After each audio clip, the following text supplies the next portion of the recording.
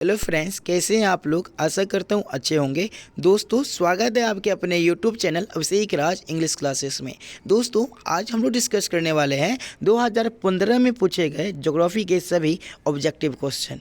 तो आइए हम लोग बढ़े अपने पहले क्वेश्चन की ओर। पहला क्वेश्चन आपके स्क्रीन पर, किस पर्वत पर ऊटी पर्यटक केंद्र अवस्थित है। देखिए, ऊटी पर्यटक केंद्र जो है ना, वो हमारे नीलगिरी पर्वत पे है। कौन से पर्वत पर? नीलगिरी पर्वत पर। और ये कहाँ है? तो ये तमिलनाडु में। कहाँ ये?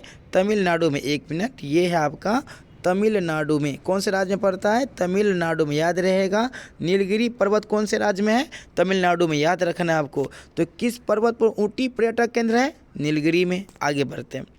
किस नगरीय क्षेत्र में प्रवासी जनसंख्या का अंश सर्वाधिक है? प्रवासी किसे कहते हैं? जो लोग एक जगह से दूसरे जगह जाते हैं, तो ये जाने की प्रक्रिया को प्रवास कहते हैं। और जो लोग जाते हैं उस व्यक्ति को प्रवासी कहते हैं। तो आपको पता होगा कि मुंबई एक ऐसा नगर है जहाँ पे सबसे अधिक प्रवासी आ जाते हैं।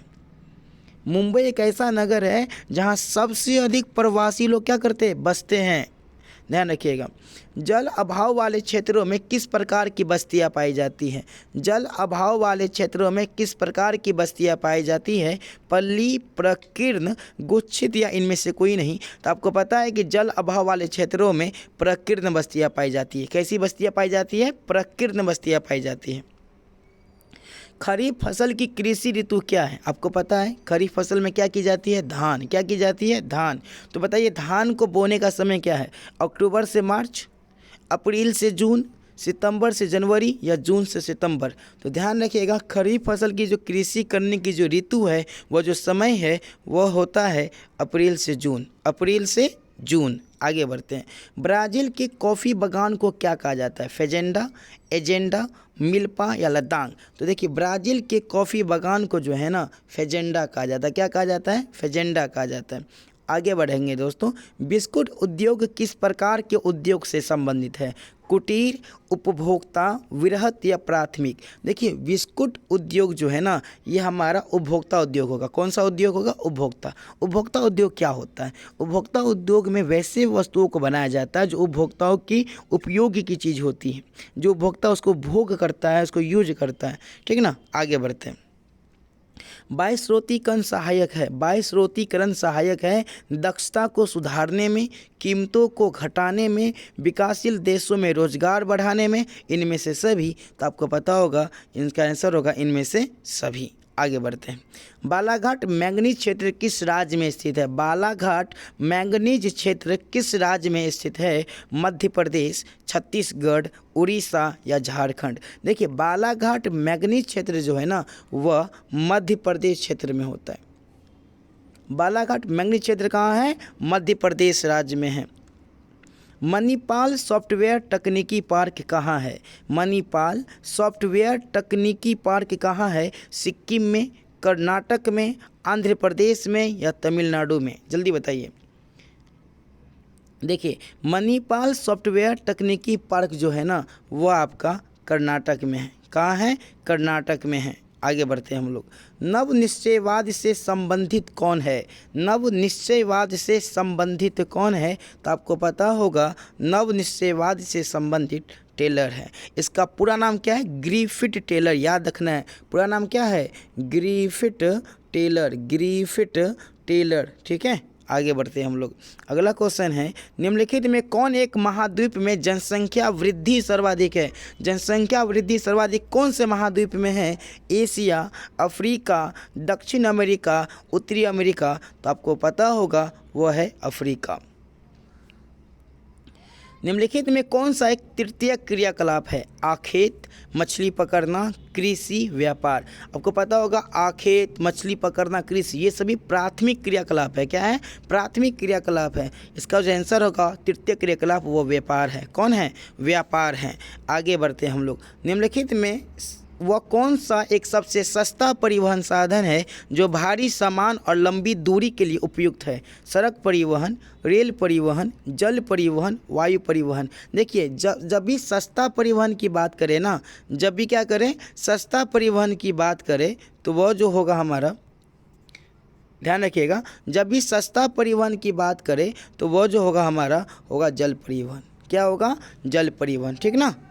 क्यों? क्योंकि इसमें रास्ते नहीं बनाने पड़ते, रास्ते नहीं बनाया जाता है, पानी पे चलती है। दूसरी बात, जल का घनत्व भी क्या होता है, कम होता है कि नहीं।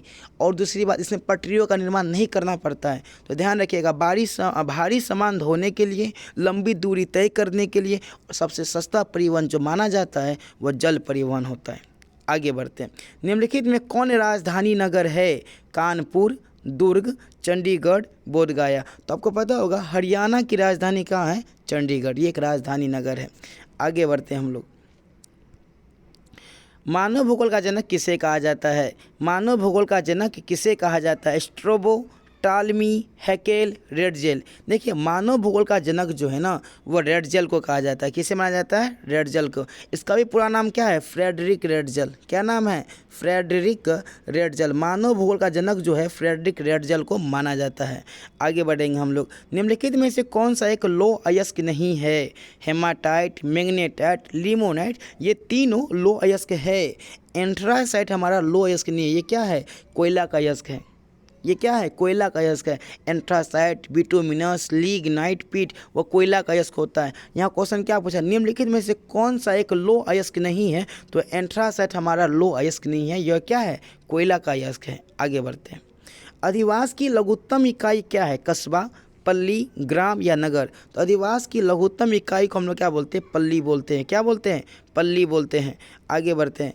भारत के 4 महानगरों को जोड़ने वाली सड़क क्या है? सीमांत मार्ग, ट्रांस मेट्रो सड़क, एक्सप्रेस वे, स्वर्णिम चतुर्भुज मार्ग। ये तो आपको जरूर याद होना चाहिए। भारत के 4 महानगरों को जोड़ने वाली जो सड़क है वह स्वर्णिम चतुर्भुज मार्ग होती है। कौन होता है हमारा? स्वर्णिम चतुर्भुज मार्ग, ठीक है ना। और वे कौन कौन से 4 महानगर है तो हम लोग यहाँ डिस्कस करेंगे। वो जो आपके नगर है 4 वो हो गए मुंबई, दिल्ली। ध्यान रखिएगा, 4 महानगर कौन है तो वो हो गया आपके मुंबई हो गए, दिल्ली हो गए, चेन्नई हो गए और कोलकाता हो गए। ये 4 महानगर है जिनको जोड़ने के लिए एक मार्ग बनाया गया जिसका नाम पड़ गया स्वर्णिम चतुर्भुज महामार्ग। स्वर्णिम चतुर्भुज महामार्ग। और इसमें जो सबसे बड़ा नगर है वह मुंबई है, ठीक ना, ध्यान रखना है। आगे बढ़ते हैं हम लोग।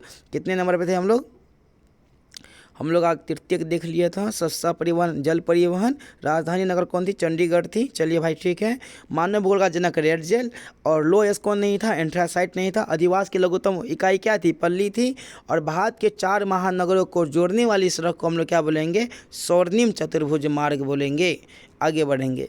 तैयारी पूरा जोर शोर से करना है दोस्तों। हमें इस बार बोर्ड एग्जाम में पूरा टॉपर रिजल्ट लाना है, अपने पूरा जी जान लगा देंगे, ठीक है ना। पूरा मेहनत करना है और आपको रिजल्ट अच्छा से अच्छा लाना है, ठीक है ना। बस मेहनत अपने जी जान से कीजिए।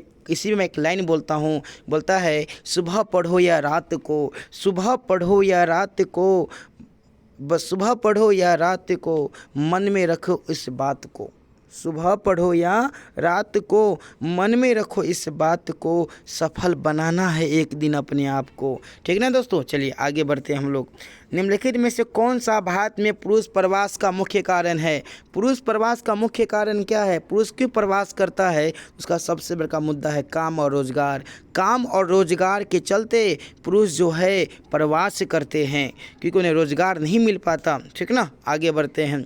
मानव विकास सूचकांक में भारत के निम्नलिखित राज्यों में से किसी एक की कोटि उच्चतम है? केरल, तमिलनाडु, पंजाब, हरियाणा। तो आपको पता होगा मानव विकास सूचकांक में जो केरल है वो सबसे आगे हैं। आगे बढ़ते हैं। निम्नलिखित में से सर्वाधिक प्रदूषित नदी कौन सी है? तो सर्वाधिक प्रदूषित नदी जो है वह यमुना है। यमुना सबसे प्रदूषित नदी अभी बन गई है। आगे देखते हैं। 2 देशों के मध्य व्यापार क्या कहलाता है?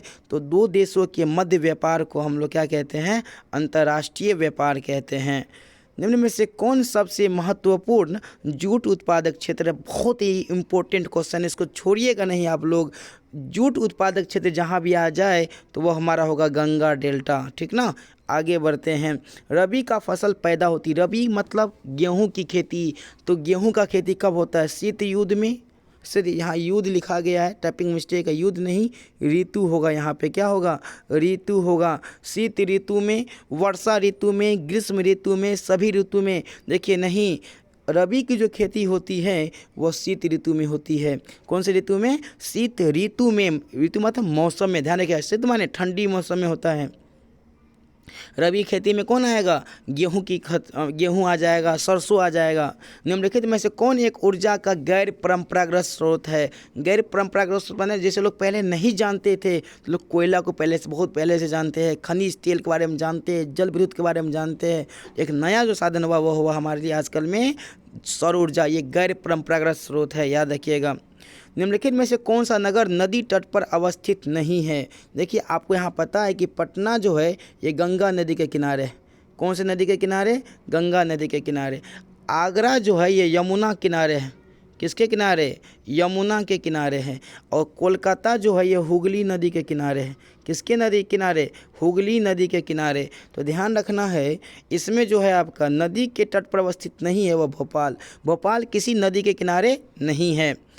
निम्नलिखित में से कौन सा राज्य नरोरा नाभिकीय ऊर्जा संयंत्र से संबंधित है? तो देखिए, ध्यान रखिएगा, नरोरा नाभिकीय ऊर्जा संयंत्र ये कहीं और नहीं, उत्तर प्रदेश में है। कहाँ है? उत्तर प्रदेश में।